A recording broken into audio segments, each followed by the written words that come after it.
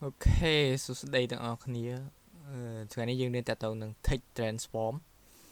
អូខេអញ្ចឹងអានេះគឺជាsyntax នៃការសរសេរហើយមាន keyword មាន uppercase capitalize ហើយ lowercase ហើយសួរថា text transform នឹងប្រើសម្រាប់អីអាហ្នឹងយើងប្រើសម្រាប់ឲ្យអក្សរដើមប្រយោគធំអញ្ចឹងទៅដូចយើងសរសេរភាសាអង់គ្លេសដើមប្រយោគទៅតែអក្សរធំអញ្ចឹងទៅឬមួយក៏ឲ្យវាអក្សរនោះខ្លះជាអក្សរធំទាំងអស់ហ្នឹងជាភាសាអង់គ្លេសណាភាសាខ្មែរយើងដូចជាមិនចាំបាច់ប្រើទេហ្នឹងប៉ុន្តែខ្ញុំគ្រាន់តែបង្ហាញឲ្យយល់ទេបងប្អូនអូខេយើងទៅមើលដល់គ្នា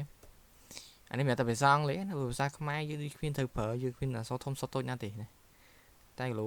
មាន project មួយតទៅភាសាអង់គ្លេសអញ្ចឹងទៅណាអូខេយើងបើក visual ណាអូខេ Visual Studio Code ខ្ញុំទៅបើកនេះរបស់ខ្ញុំ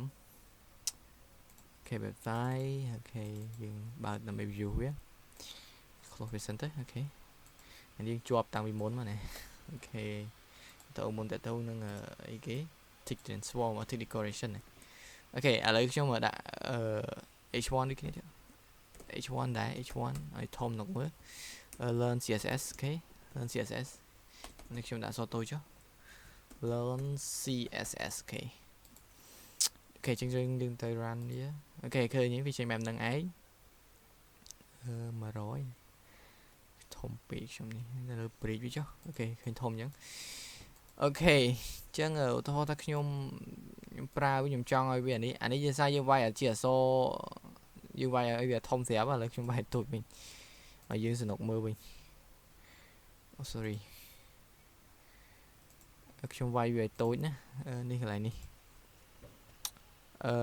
text យើងហៅអីមិញ h1 ណាអូខេ h1 ហើយ text អី text transform ណា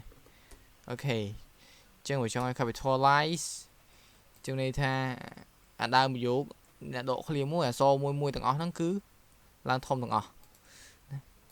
ទៅមើលច្បាស់យើងថែមអក្សរតិចទៅ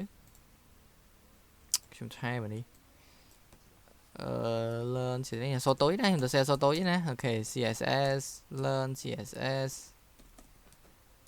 អូខេ CSS ចឹងទៅអូខេហើយយើងទៅមើល refresh វាឃើញវាចេញហ៎អក្សរធំក្បាលទាំងអស់អូខេបើចុះ uppercase uppercase អាហ្នឹងធំទាំងអស់បណ្ដោយនេះធំស្រុះទាំងអស់បណ្ដោយណាដល់ពេល lower case វិញគឺអាហ្នឹងមានន័យថាម៉េចតូចទាំងអស់ហ្មងយើងវាយអក្សរនៅក្នុងចេញពី keyboard យើងធំក៏វានៅតែតូចនេះមកមើលឡើងនេះមិនដឹងដល់គ្នាឃើញ L ដំបូងខ្ញុំវាយអក្សរធំហ៎នេះវាយអក្សរធំតែបើយើងមើលក្នុងនេះអក្សរតូចដែរឃើញហ៎ចឹងអាហ្នឹងឲ្យ lower case អូខេ